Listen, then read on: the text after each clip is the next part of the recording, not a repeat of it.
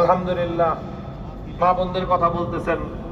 আমার কাছে নিশ্চিত তথ্য আছে যে আমার দুঃসময়টায় মা বোনেরা, মহিলারা সবচেয়ে বেশি দোয়া করছে আমার জন্য।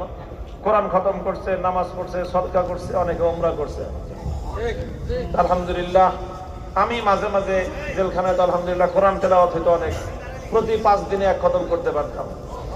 তো খতম করে করে তো নাম জানতাম না, যারা আমার জন্য দোয়া করতেছে তাদের জন্য এই সকল খতমের ইসালে সওয়াব করে দিতাম।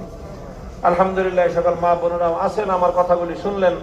আপনাদের কাছে আমার একই পয়গাম যে আপনারা যারা আমার বড়, তারা আমার কেউ বড় বোনের মতো, অনেকে মায়ের মতো, যারা ছোট তারা আমার ছোট বোনের মতো। আমি আপনাদের সকলের কাছেই এই পয়গাম পৌঁছে দিলাম যে ইনশাআল্লাহ আমি আপনাদের সহযোগিতা চাই দেশের খেদমতের জন্য, ইসলামের খেদমতের জন্য, এবং সত্যের কথাগুলো সঠিক জায়গায় গিয়ে যথাযথভাবে বলার মতো একটা স্পেস আমি চাই। আপনাদের সকলের পক্ষ থেকে এই কাজটা যদি আমি